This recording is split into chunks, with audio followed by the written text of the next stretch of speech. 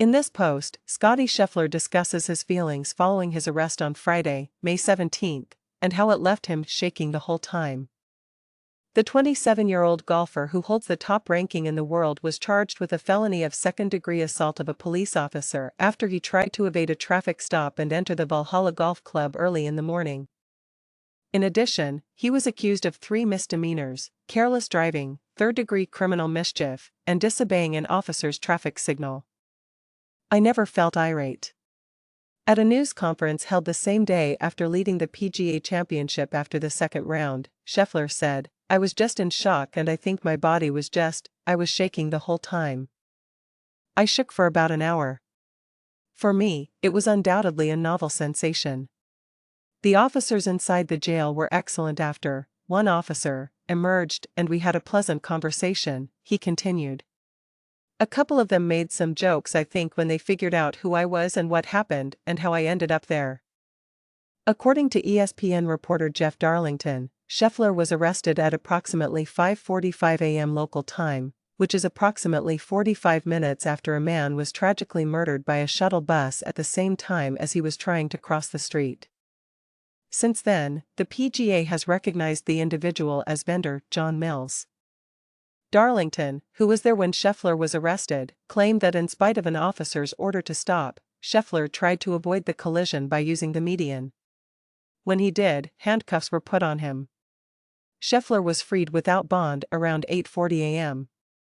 According to Major Jason Logston of the Louisville Metro Department of Corrections, who spoke with ESPN. According to a police report, subject refused to comply and accelerated forward, dragging Detective Gillis to the ground, as CNN reported. Scheffler's attorney, Stephen Romines, told ESPN that the incident was a miscommunication after Scheffler posted on his Instagram stories shortly after the ordeal, claiming that he was directed by police officers to proceed. The officer who tried to stop him, he said, wasn't a member of the usual event traffic detail. "They are allowed to go through, that's why they have the credential and the wave-through," Romines stated. He followed instructions as directed, not knowing there had been a collision. He entered the premises precisely as ordered. According to NBC News, the lawyer added that his client did not drag any officer. Get the best of people, from celebrity news to gripping human interest stories, sent straight to your inbox by subscribing to their free daily newsletter. During his most recent press conference, Scheffler went into further detail about the arrest, telling reporters, according to an NBC Sports transcription, that his sympathies go out to the Mills family and that his detention was a chaotic situation and a big misunderstanding. "Yes, I did stretch for a while in a detention cell. For me, that was a first," he remarked. "I included that in my warm-up.